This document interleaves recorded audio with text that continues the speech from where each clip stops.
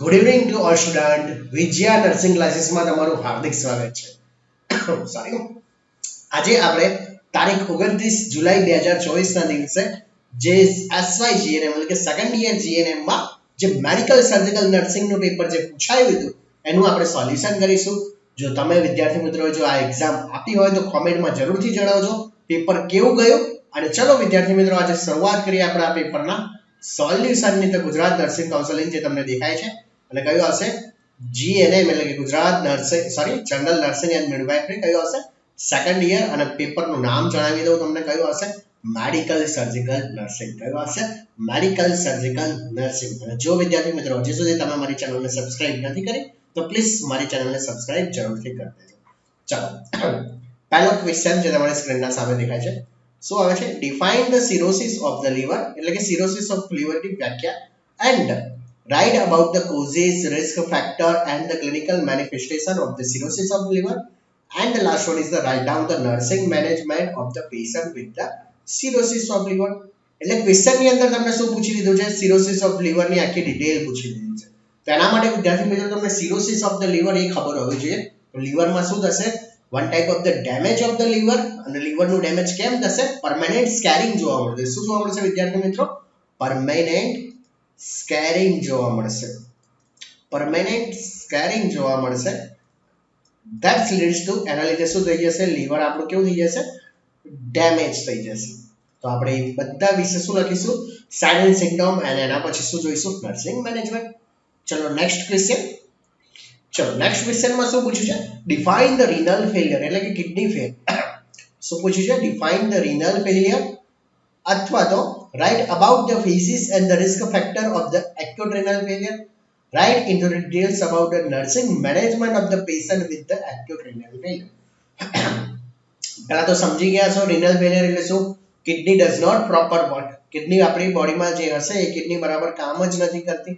તો કિડની જો બોડીમાં કામ નહીં કરે તો ફિલ્ટ્રેશનની પ્રોસેસ થશે નહીં થાય. ફિલ્ટ્રેશનની પ્રોસેસ નહીં થાય તો બધી પ્રોસેસના લીધે જે સાઇન એન્ડ સિમ્પટમ જોવા મળે છે એ સિમ્પટમ લખીશું. અને એના પછી શું લખીશું આપણે એનો નર્સિંગ મેનેજમેન્ટ વિશે લખીશું. ચલો ક્વેશ્ચન 2 જોઈશું આપણે. તો વિદ્યાર્થી મિત્રો બે ક્વેશ્ચન મોટા પૂછાઈ ગયા. એમાંથી તમને કયો ઈઝી લાગ્યો? મને તો I think renal failure is the easy answer કેમ કે કિડની ફેલિયરના આપણે વિસ્તૃતમાં આપણે લખી શકીએ છીએ. ચલો નેક્સ્ટ ક્વેશ્ચન વિદ્યાર્થી મિત્રો define the bronchial asthma. Bronchial અસ્થમાનું ડેફિનેશન અને right down the sign and symptom and the nursing management of the patient with the bronchial asthma. એટલે કે અસ્થમા વિશે પૂછવામાં આવ્યું છે. અસ્થમાનું મેનેજમેન્ટ. અસ્થમા એટલે તમને ખબર જ હશે શું થશે બ્રીથિંગ ડિફિકલ્ટી. એની વ્યાખ્યા આપી દો અને સાઇન એન્ડ સિમ્પટમ લખો અને શું લખી દેવાનું એનું nursing management. Next right down about the hypernatremia. આ ક્વેશ્ચન નવો છે તમારા માટે. હાઇપરનેટ્રેમિયા એટલે કે શું બોડીની અંદર કોનું લેવલ વધી જશે સોડિયમનું લેવલ. કોનું લેવલ વધી જશે વિદ્યાર્થી મિત્રો સોડિયમનું લેવલ વધી જશે તો એને શું કહીશું હાઇપરનેટ્રેમિયા. અથવા તો બીજું કયું હશે define the cerebrovascular accident and right down of the management of the patient with the cerebrovascular accident. તો સેરેબ્રોવાસ્ક્યુલર એક્સિડન્ટ વિશે વાત કરવામાં આવે છે. તો what you mean by the cerebrovascular accident? તો સેરેબ્રોવાસ્ક્યુલર એક્સિડન્ટનો મીનિંગ શું થશે વિદ્યાર્થી મિત્રો loss of the blood flow. શું થશે વિદ્યાર્થી મિત્રો loss of the blood flow ઓછો થઈ જશે. કઈ જગ્યાએ બ્રેનમાં. એટલે કે બ્રેનમાં બ્લડ ફ્લો પહોંચશે જ નહીં. Loss of the blood flow two the brain which damage the brain tissue. અને એના લીધે શું જોવા મળશે ડેમેજ ક્યાં થઈ જશે આપણા બ્રેન ટિશ્યુ ડેમેજ થઈ જશે. શું થઈ જશે બ્રેન ટિશ્યુ ડેમેજ થઈ જશે. તો મેં તમને આખી થિયરી નથી સમજાવતો વિદ્યાર્થી મિત્રો બટ ઉપર ચલો કહી દઉં જ્યારેથી તમને આઈડિયા આવી જશે કે શું કહેવા માંગે છે. તો સેરેબ્રોવાસ્ક્યુલર એક્સિડન્ટ ની અંદર શું જોવા મળશે વિદ્યાર્થી મિત્રો loss of the blood flow into the brain. એટલે બ્રેનમાં શું નહીં પહોંચતો બ્લડ ફ્લો જ નથી પહોંચતો. કેમ નથી જો બ્લડ ફ્લો નથી પહોંચતો તેના લીધે શું જોવા મળે છે which damage to the brain tissue. Brain tissue કેવા થઈ જશે મિત્રો ડેમેજ થઈ જશે. Next write about the organisation and the physical setup. Question બહુ ઇમ્પોર્ટન્ટ છે. Write about the organisation and the physical setup of the operation theatre. Operation થિયેટરમાં આપણે કઈ વસ્તુ હોય કેટલા ઝોન હોય કઈ ટાઈપની નર્સ હોય કયા આર્ટિકલ્સ હશે આ બધા વિશે આપણે વિસ્તૃતમાં લખવાનું. એને શું આવશે ઓપરેશન થિયેટરનું તંત્ર અને ભૌતિક સેટઅપ. ચલો ક્વેશ્ચન નંબર 3 જોઈએ. Right the short answer. I to કોઈ પણ બે જ લખવાના છે.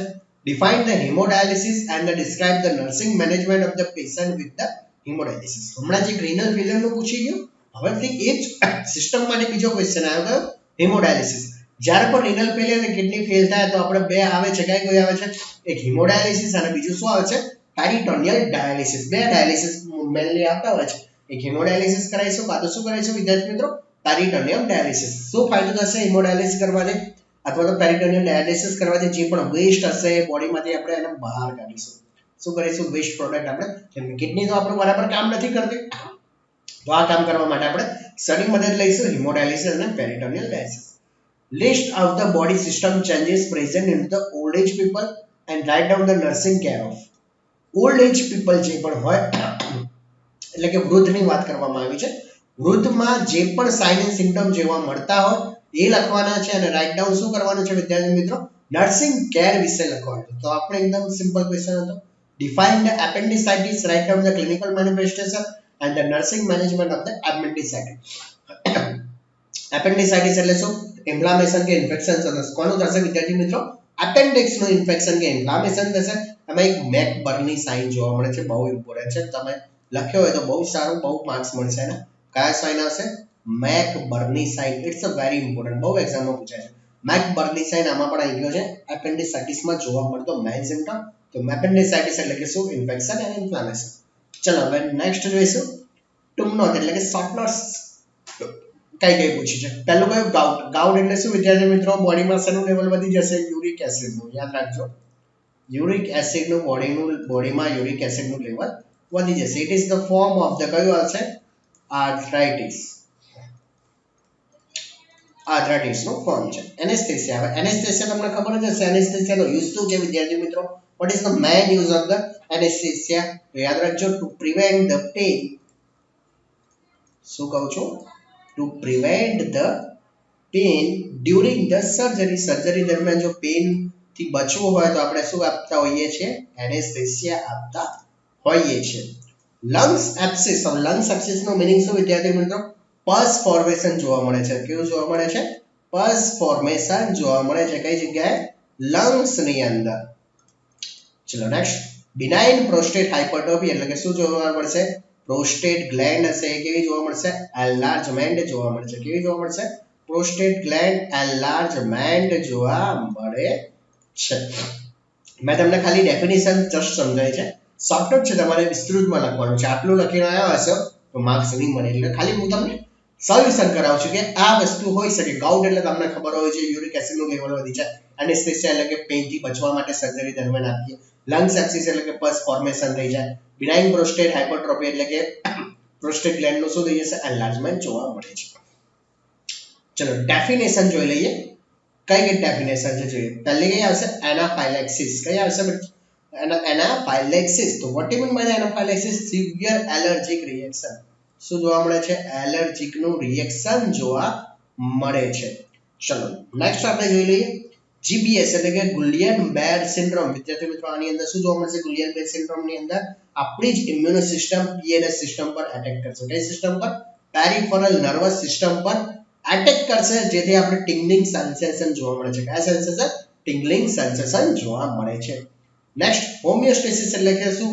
આપણા બોડીની અંદર શું બેલેન્સ મેન્ટેન કરવાનું કામ કરશે. એમ્ફાઇસેમા એટલે શું થશે વિદ્યાર્થી મિત્રો? It is the type of the COPD એટલે કે બ્રીથિંગ ની અંદર ડિફિકલ્ટી જોવા મળે છે. એપિલેપ્સી એટલે કે શું આવશે? સીઝર એટલે કે ખેંચ આવી. ન્યુમોનિયા એટલે શું? ઇન્ફેક્શન અને ઇન્ફ્લામેશન ઓફ ધ લંગ્સ.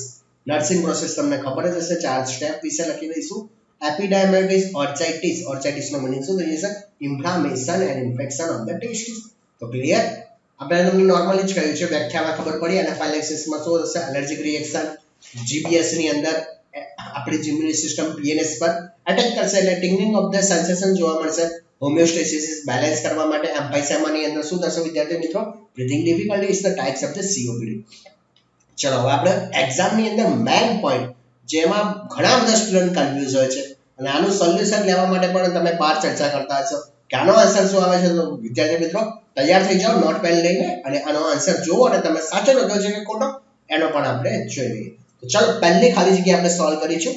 પહેલી ખાલી જગ્યા છે શું the presence of the stone into the urinary track ની અંદર જો સ્ટોન પથરી હશે તો એને શું કહીશું યાદ રાખજો યુરોલિથિયાસિસ શું કહેવામાં આવે છે વિદ્યાર્થી મિત્રો યુરોલિથિયાસિસ ચલો next inflammation of the tongue નું જે ઇન્ફેક્શન એટલે કે જીભનું ઇન્ફેક્શન થવાને જે કહેવાય છે એને શું કહીશું ગ્લોસાઇટિસ તરીકે ઓળખીશું શું કહીશું વિદ્યાર્થી મિત્રો ગ્લોસાઇટિસ તરીકે ઓળખવામાં આવે છે સીઓપીડી નું ફૂલ ફોર્મ તો આઈ થિંક બધાને આ આન્સર તો સાચો રહેશે chronic obstructive pulmonary disease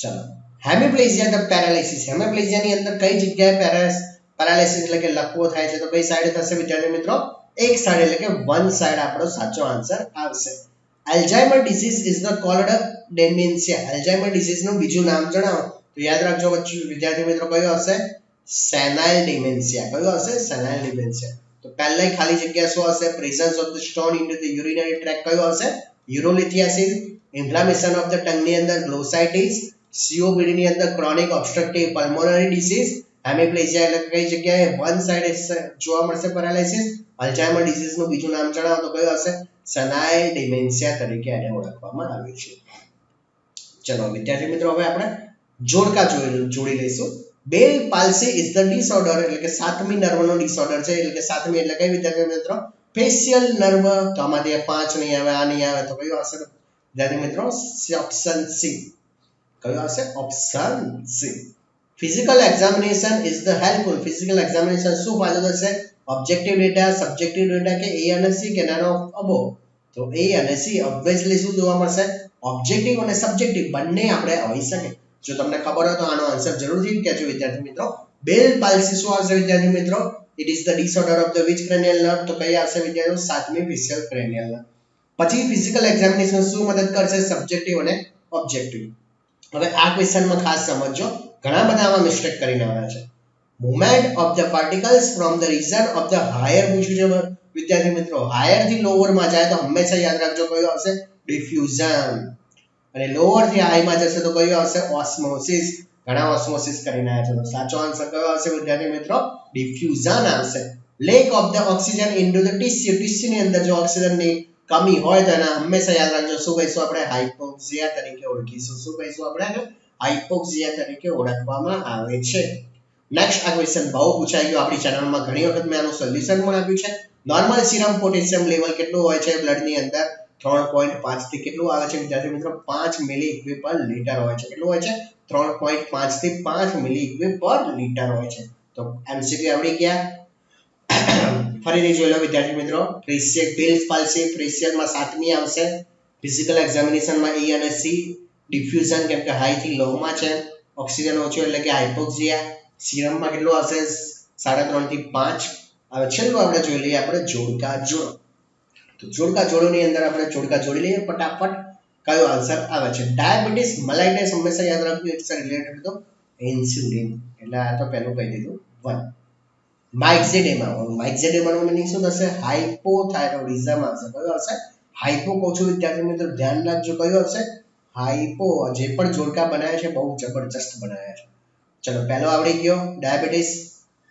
insulin માઇક્ઝેડેમા ની અંદર આવશે હાઇપોથાઇરોઇડિઝમ ની અંદર આવશે હવે આવશે એડિશન ડિસીઝ તો એડિશન ની ડિસીઝ ની અંદર હંમેશા યાદ રાખજો કયો જોવા મળશે તો કે હાઇપોકોર્ટિલોઝિયમ કયો આવશે વિદ્યાર્થી મિત્રો એટલે કે હાઇપોકોર્ટિલોઝિંગ એટલે કે કોર્ટિસોલ જે હોર્મોન છે એનું લેવલ ઓછું જોવા મળે છે ડાયાબિટીસ ઇન્સિપિડસ ની અંદર યાદ રાખજો કયો હોર્મોન આવશે યાદ છે ડાયાબિટીસ ઇન્સિપિડસ ની અંદર એન્ટી ડાયુરેટિક હોર્મોન એટલે કે આ કયો હશે ચોથા નંબરનું એન્ટી ડાયુરેટિક હોર્મોન કુસિંગ સિન્ડ્રોમ ની અંદર બધાને ખબર હશે શું જોવા મળશે કોર્ટિસોલ જે હોર્મોન છે એનું લેવલ કેવું થઈ જશે વિદ્યાર્થી મિત્રો વધી જશે એટલે પાંચમો આનો આન્સર આવી જશે ખબર પડી ડાયાબિટીસ મલાઇટિસ હું ફરીથી ચેક કરી લઉં ઇન્સ્યુલિન માટે માઇક્ઝેડેમા શેના માટે આવશે વિદ્યાર્થી મિત્રો હાઇપોથાઇરોઇડિઝમ આવશે એડિશન ડિસીઝ શેના માટે આવશે વિદ્યાર્થી મિત્રો હાઇપોકોર્ટિલિઝમ માટે આવશે ડાયાબિટીસ ઇન્સિપિડસ શેના માટે આવશે એન્ટી ડાયુરેટિક હોર્મોન માટે આવશે